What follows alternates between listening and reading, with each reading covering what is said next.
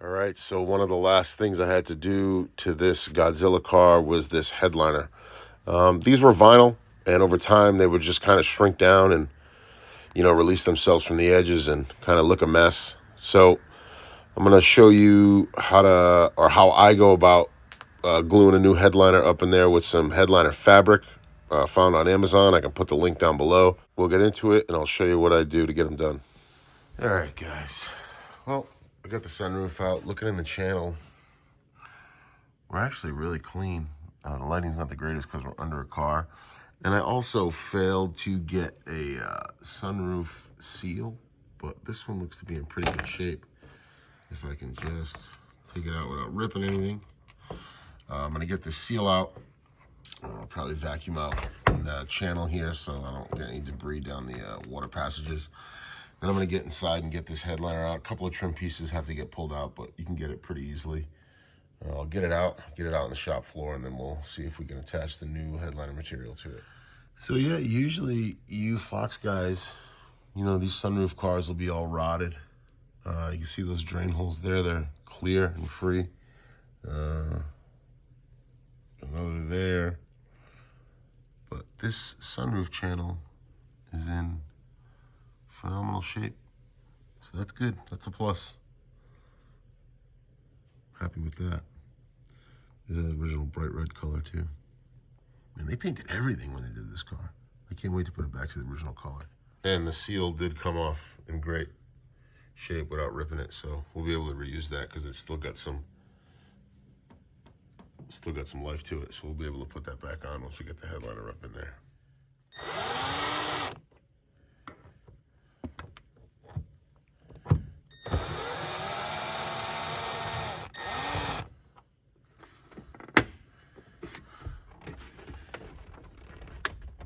These always like to bend. Oh, there we go. So when you get one of these out, obviously, you can tell here, you got to get all the trim on the side, anything just holding it where it wants to sit up high. And the more stuff you get out of the way, the easier it's going to be to install the fresh headliner that you just made, and you want to slide in there without ripping it or tearing it. It's kind of like, walking it in where it wants to sit. You get it to rest up in the back there, and just keep on. The material that Ford used, this vinyl was so thin, it's kind of glued into this lip here, or maybe just adhered with some paint or whatever the hell, but I gotta go in here and just carefully peel it all off. It's gonna rip in spots, but I mean, we're already dealing with a headliner that's kind of seen its end of the road, so I'm not really worried about it. Just maybe if I can get it off one piece, just make less of a mess. But I'm gonna go around the whole opening of the sunroof and peel this off. All right, we got on her. I had to open the hatch and pull it out the back. You kind of got to shift it in one of these patterns to get it to fall down past all the panels. But once I was able to do that, and it was just kind of resting on the seats, I opened the back hatch and slid it straight out the back. Another thing too is keep your original piece as a template. I mean, I know this is kind of some obvious stuff, but I mean, I've messed up myself and cut them figuring it had to get cut around here, and sure enough, I ended up screwing myself. So, lay that right on the ground as a template, and use it as a guide, use it as a trace tool to see where you have to cut. I'm gonna get this headliner up on something flat, maybe a trash barrel or something like that, and I'll start cleaning it up, assess the backing board, and then we'll see what we got.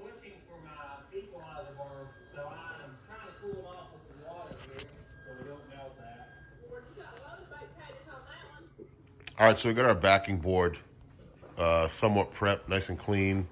All the edges look fairly good. There's some curling, but I'll be able to hopefully make it look good. There's the old vinyl liner, shrunken and a mess. And here's the new material. That's the color I got to match. You can see a little darker. Maybe the original vinyl has faded. But my Uncle Myles, Myles Debshaw, who's got a great collection of Fox bodies, he hit me to this stuff, and I grabbed way too much of it, and we're gonna lay it out, see how it looks. But yeah, I think it'll look good. It'll go with the interior of the car, and it'll match, and It'll be nice and clean and fresh for the cruise nights. All right, so we're in here, and everybody's got their own method of laying these out, but I'll do it in, like, you know, foot by foot sections, and I won't cut the material until I have everything sorted out. I'll just cut it around the backing board afterwards. And you just do a section, and I'll just use my hand and flatten it out.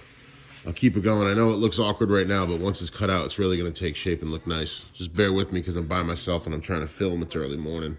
I got no help. So with the material laid out, I haven't made any cuts yet besides the excess material. You kind of just square yourself up and always, always, always leave yourself an overhang because you don't want to have it pulled too tight and it starts poking its evil head out. This corner is a little weird now because this was cut out, but there's essentially material over there. So I'll start here and I'll glue little sections and I'll fold this in and I'll make myself a little pad here so it'll end up probably this way, fold it over here and then fold it in so you get like a little thicker spot over there because there's no board underneath there, so you kind of want to pad that up anyways before you go and put your visors in. But it's coming along. It's cheap, you know, doing it my way. Everybody's got their own way of doing it, but here's mine. Well, my claim to be the world's greatest YouTuber is still true. Phone died while filming the install, and once I got it all clipped in, I wasn't getting it back out. But what I showed you was pretty much how to get it done, get it laid down. I showed you how to get it out. I showed you how to get the old material off, clean it up. I showed you how to glue it down. And now we're just going to go into the car and I'll show you the finished product. I apologize, but it's kind of reverse process of how you put it in. This one actually came out really, really well. It fits real snug. Yeah, I'll show you it right now. I'm really proud of it.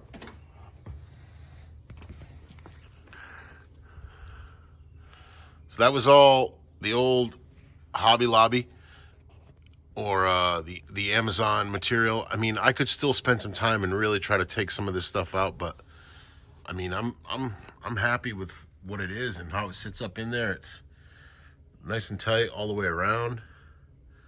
Sits in all the seams. I was able to get all the trim back in.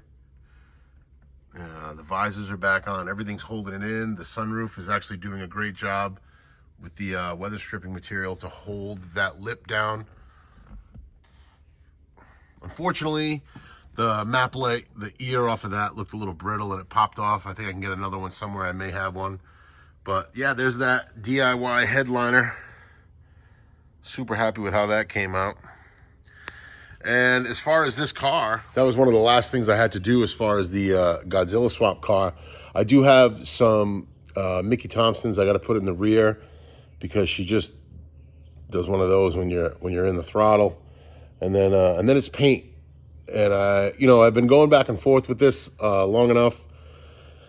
And I just remembered. Let me show you guys something. I did the rear quarter. If you remember from the dyno video, this rear quarter, I had mentioned it in a previous video as well. There was some rot creeping in over here. So being a Capri junkie, I've had parts collected over the years, and I had a spare rear quarter. So I cut this lip out and grafted it onto here, did some welding, did some body work. Came out pretty smooth. I mean, this doesn't really do it justice, but I just laid some brown primer on there, and that leads me to the next step. I think I'm just gonna paint it myself. That bright red is a tough color to go down, but being at single stage, maybe I can lay it on pretty good. My buddy Duke helped me with the rear quarter. He's a fabricator, and he dabbles in a little bit of body work, and he really helped me in the steps and having me take my time and kind of get it to look as clean as I can. And I'm not looking for a show car. I just want something that looks good and something that I'm happy with.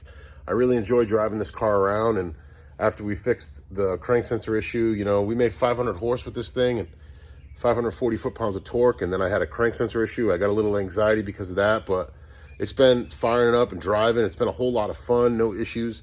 So the next step with this is we got to paint it, and this one's done. And I'll talk to you about this one back here, another couple of things I finished up there. and the 84 on the lift as well. I'll just kind of get them all knocked out right now and give you guys details where the shop's at. So this 79, you guys remember this one. I did the Pimp X install. I did the cam swap on this. This is a 79 RS Turbo with an 86 SVO powertrain in it, and I got it pretty much dialed in for the drivability portion of it, but let's check this thing out.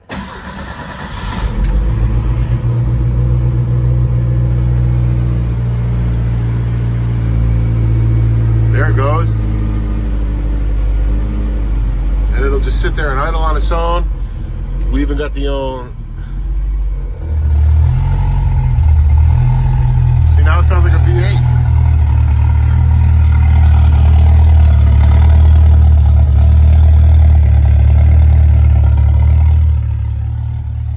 So that's my startup tune, and that's just me tuning it on my own from what I picked up, you know, at work. And my boss, Mike Des, he's a great tuner himself. He's taught me some things, so those are a couple things I picked up. Let me kill it, and I'll tell you what else I did.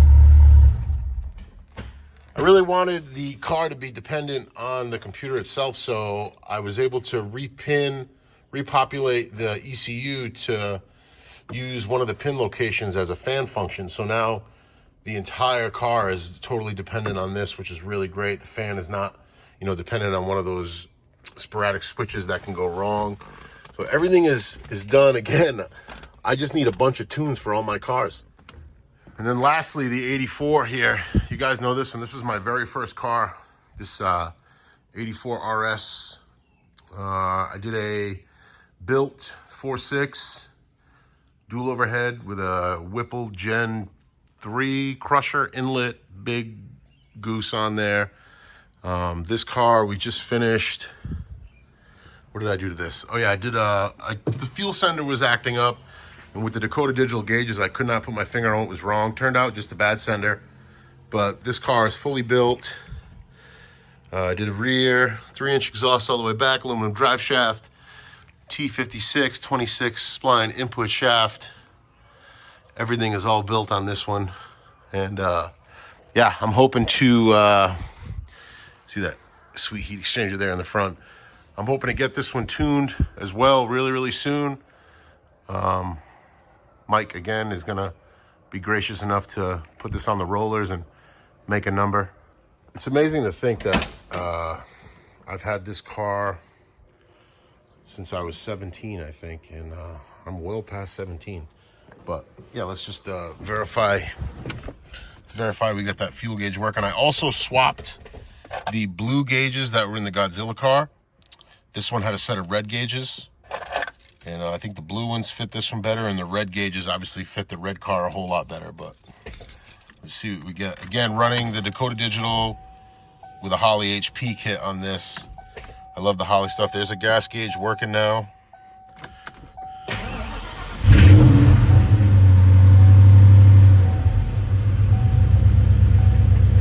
There it is. I love this car.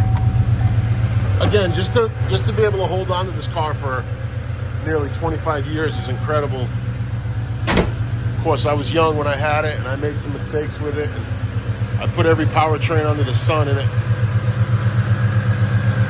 But that is just, this was always my goal. This was my dream setup here. And it's just, I don't know, it's just so fun to look at. IAC motor kicking in. Got some cool white fog light covers. Can't wait to tune this one and make a number.